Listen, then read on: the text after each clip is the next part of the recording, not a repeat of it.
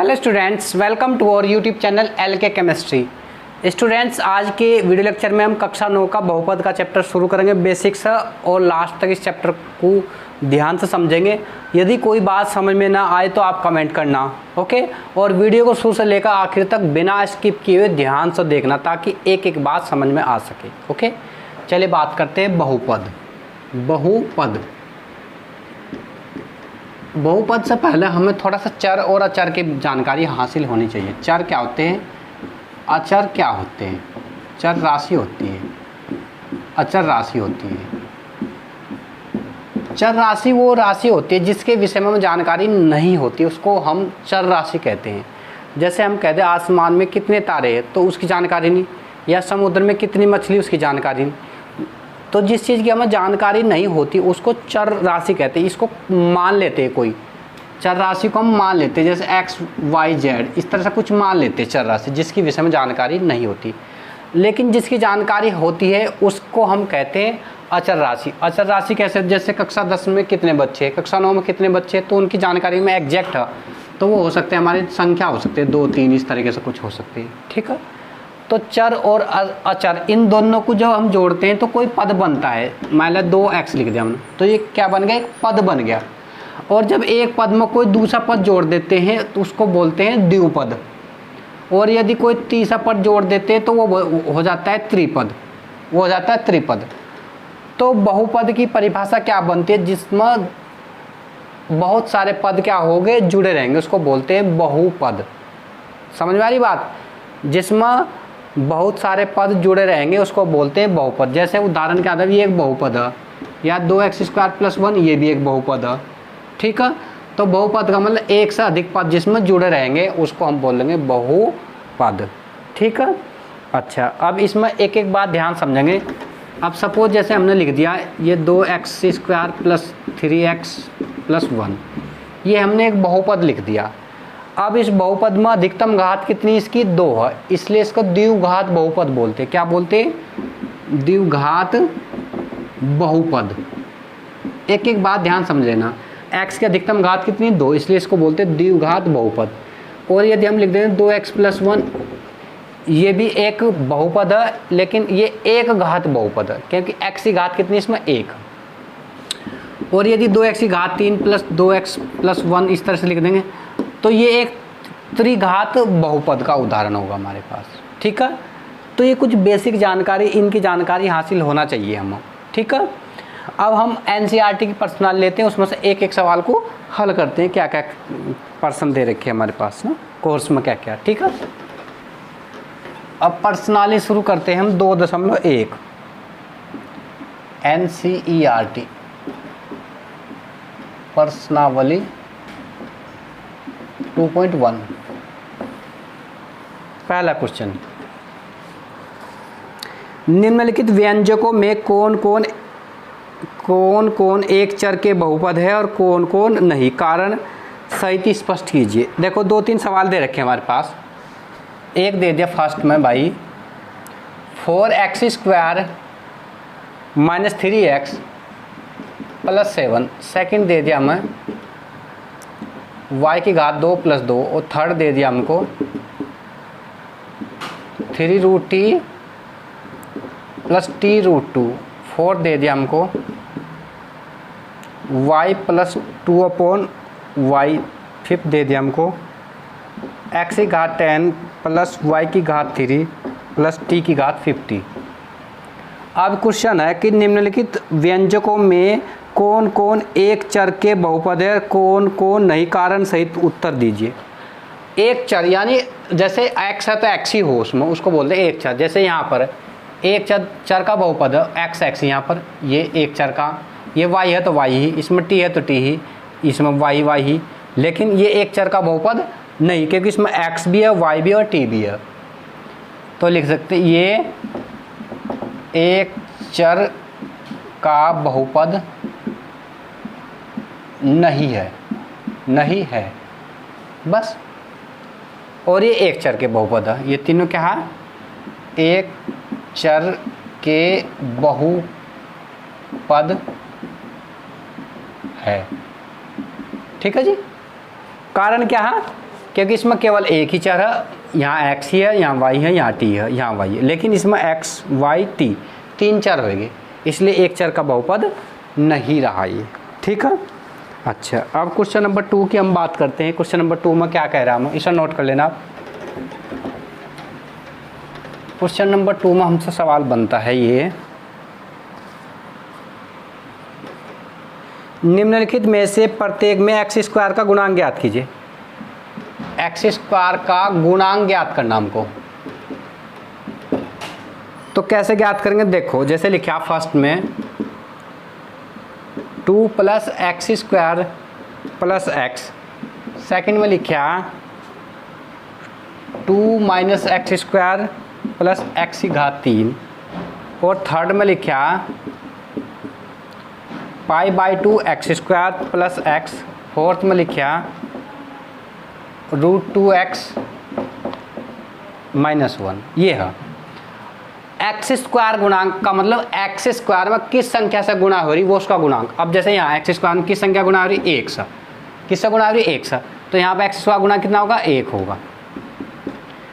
अब यहाँ देखेंगे एक्स स्क्वायर में किस संख्या से गुणा हो रही, अगर ये चिन्ह प्लस हो तो -1 से गुणा हो रही इसमें, ये चिन्ह प्लस हो तो -1 से गुणा हो रही इसमें, -1 इंटू। ठीक है, तो यहाँ एक्स से गुणा कितना हो जाएगा, -1। जिस संख्या से गुणा हो रही हो एक्स स्क्वायर में वो उसका गुणांक होता है। यहाँ पर एक्स स्क्वायर में किससे गुणा हो रही, π/2 से हो रही। यहाँ एक्स स्क्वायर है ही नहीं, यहाँ एक्स स्क्वायर गुणा कितना होगा, एक्स का गुणांक कितना होगा, 0 होगा। ये समझ में आ रही बात। एक्स स्क्वायर गुणांक का मतलब एक्स स्क्वायर में जिस संख्या से गुणा हो रही होती है वो उसका गुणांक कहलाता है। ठीक है जी। अच्छा, अब नेक्स्ट तीसरा क्वेश्चन देखते हैं, आप नोट करते रहना साथ साथ। तीसरे क्वेश्चन में क्या कह रहा है, x 35 घात के द्विपद और 100 घात के एक पद का एक उदाहरण लिख। 35 घात के द्विपद यानी x की घात 35 प्लस +2 ये लिख दिया, तो ये 35 घात का क्या होगा, द्विपद होगा। 2 पद है ना इसमें, 35 घात का क्या होगा, द्विपद, और 100 घात का एक पद। 100 घात का एक पद कितना, x की घात 100, ये 100 घात का एक पद है, इसको लिख सकते हैं 35 घात का द्विपद, और ये 100 घात का एक पद। ठीक है जी, ये सवाल होगा हमारे। नेक्स्ट, निम्नलिखित बहुपदों में प्रत्येक बहुपद की घात ज्ञात कीजिए। चौथा सवाल देखो,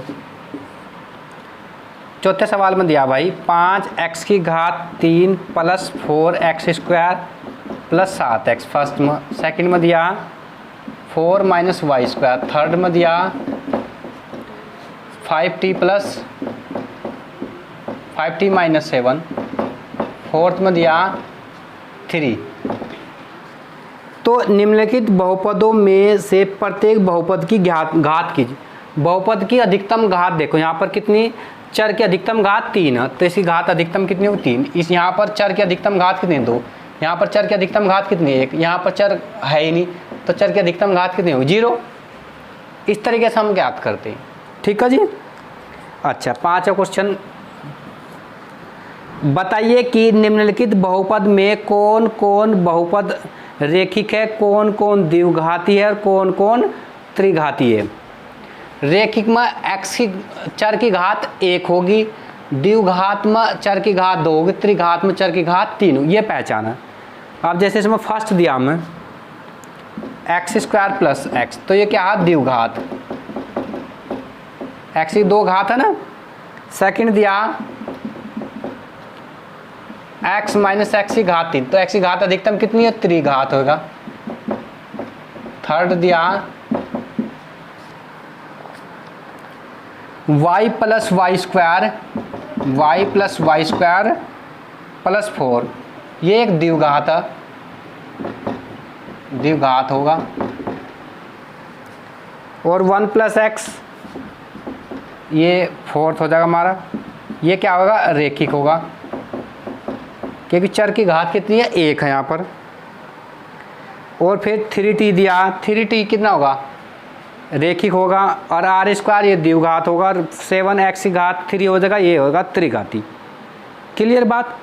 तो इस तरह से हम ये छोटे छोटे सवाल हल कर सकते हैं। अगर बेसिक हमें जानकारी है बहुपद की, तो उस बेसिक जानकारी का फ़ायदा उठाते हम चर अचर की जानकारी हासिल होगी तो हम आसानी से हल कर पाएंगे। तो ये हमारी पर्सनैलिटी 2.1 थी, इसको आप ध्यान से नोट करना। यदि कोई बात समझ में ना आई तो आप वो कमेंट करना, और यदि वीडियो आपको अच्छी लगी तो प्लीज़ वीडियो को लाइक, दोस्तों के साथ शेयर करना, और हमारे चैनल को सब्सक्राइब करना। Okay, thank you.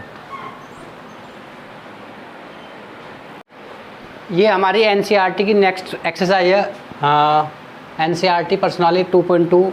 अब 2.2 के बारे में थोड़ा सा बात कर लेते हैं कि 2.2 में क्या क्या सवाल किस टाइप से पूछे गए। क्वेश्चन नंबर 1, निम्नलिखित पर बहुपद x 5x minus 4x square plus 3 का मान ज्ञात करो। का मान ज्ञात करो। फर्स्ट कंडीशन दी x बराबर 0। x बराबर 0 पर इस बहुपद का मान कैसे ज्ञात करेंगे? x की जगह क्या रख देंगे? 0। आप रखते हैं 5 गुणा 0 माइनस 4 गुणा 0 का स्क्वायर प्लस 3। तो 5 गुणा 0 का मतलब 0 माइनस 4 गुणा 0 का स्क्वायर 0 प्लस 3 बराबर कितना आएगा? 3। ठीक है, इसका मान कितना आएगा? फर्स्ट का 3। सेकंड x बराबर -1, तो x की जगह कितना रखेंगे? -1। तो 5 गुणा -1 माइनस 4 गुणा -1 का स्क्वायर प्लस 3। 5 ही कम 5, माइनस का स्क्वायर होता है प्लस। ठीक है, तो 4 ही कम 4 प्लस 3। अब प्लस के जोड़ 5 और 3 8 माइनस 4 बराबर कितना हो जाएगा? 4। ठीक है, ये इसका आंसर होगा। थर्ड, x बराबर 2 पर इस बहुपद का मान ज्ञात करने के लिए x का मान क्या रखेंगे? इसमें 2 रखेंगे। 5 गुणा 2 माइनस 4 गुणा 2 का स्क्वायर प्लस 3। 5 दूनी 10 माइनस 2 दूनी 4, 2 दूनी 4, 4 चौक 16 माइनस 16 प्लस 3, 10 3 13 माइनस 16 बराबर कितना आ जाएगा? -3। तो x बराबर 2 पर इस बहुपद का मान कितना आ गया? x बराबर -3 आ गया। ठीक है, तो ये हमारा इसका आंसर होगा। तो पहले सवाल को इस तरह से हल कर पा रहे हैं हम, इसको आप नोट कर लीजिए। नेक्स्ट क्वेश्चन हम बात करते हैं इसी एक्सरसाइज का, क्वेश्चन नंबर 2। क्वेश्चन नंबर 2 में क्या पूछ रहे हैं हमसे? निम्नलिखित बहुपदों में से प्रत्येक बहुपद के लिए P0 P1 और P2 का मान ज्ञात करो। का मान ज्ञात करो। फर्स्ट क्वेश्चन, Py बराबर y की घात 2 माइनस y प्लस 1। ठीक है, और P0 का मतलब y की जगह कितना रखना? 0 रखो। तो P0 बराबर यहाँ y की जगह कितना लिख रहे? 0। 0 का स्क्वायर माइनस 0 प्लस 1 बराबर कितना आ जाएगा? 1। P1 रखो।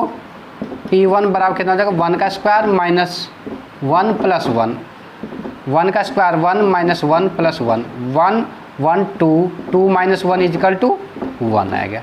ठीक है, अब P2 ज्ञात करो। P2 कैसे ज्ञात करेंगे? 2 रखेंगे हम, 2 का स्क्वायर माइनस 2 प्लस 1, 2 का स्क्वायर 4 माइनस 2 प्लस 1, 4 और 1 5 में से 3 2 घटाएं कितना हो जाएगा? 3। ये इसका आंसर होगा। दूसरे का फर्स्ट कर लिया, सेकंड को और थर्ड को और फोर्थ को आप सेम इसी तरीके से ज्ञात कर पाएंगे। ओके, हम ज्ञात करते हैं क्वेश्चन नंबर 3। सत्यापित कीजिए कि दिखाए गए मान निम्नलिखित स्थिति में संगत बहुपद के शून्य अंक है। Px फर्स्ट देखते हैं इसका। Px बराबर 3x प्लस 1 और x बराबर -½ x बराबर -1/3। ये पूछा है इसके शून्य अंक है या नहीं है। तो Px बराबर आप 0 पुट कर लेते हैं। Px बराबर 0, तो यानी 0 का मतलब 3x प्लस 1 बराबर 0, तो 3x बराबर 1 उधर जाएगा माइनस का हो जाएगा और x बराबर हो जाएगा -1/3। तो x का मान -1/3 है। तो आप कह सकें ये इसके शून्य अंक है। यानी 3x प्लस 1 के का शून्यंक x बराबर -1/3 सत्य। ठीक, इस तरह से हम फर्स्ट पार्ट इसका सोल्व कर पा रहे। ओके, अच्छा इसी प्रकार से हम एक सवाल और ले लेते हैं। ये फर्स्ट ले लिया, इसको नोट कर लो आप। सेकंड ले लेते हैं इसी का ही, या थर्ड ले लेते हैं, कोई एक सवाल ले लेते हैं, बाकी सवाल क्वेश्चन आप स्वयं देख लेना। फोर्थ ले लेते हैं, x plus 1 x minus 2 px बराबर फोर्थ और x बराबर 1 2 x बराबर -1/2। हम लिखते हैं px बराबर, मानते हैं इस बात को, माना px बराबर 0, तो x प्लस 1 और x माइनस 2 बराबर भी 0 होगा।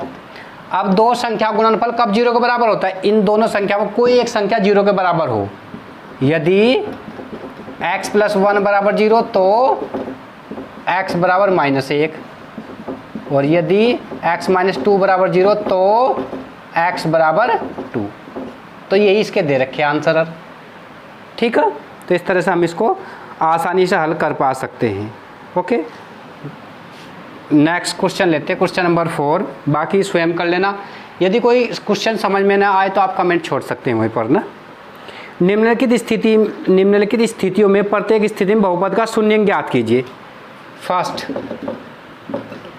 px बराबर x प्लस 5, तो इसका शून्यंक कैसे ज्ञात करेंगे? इसे 0 के बराबर मान लेंगे, यहाँ तो x का मान निकालते हैं, x बराबर कितना आ जाएगा -5, ये इसका आंसर है फर्स्ट। इसी प्रकार सेकंड, px बराबर x माइनस 5, इसको भी 0 के बराबर मान लेते हैं, तो यहाँ तो x का मान निकालते हैं, x बराबर आ गया 5। ठीक है, सभी सवाल इसी प्रकार से हल हो गए। फोर्थ देख लेते हैं। एक फोर्थ,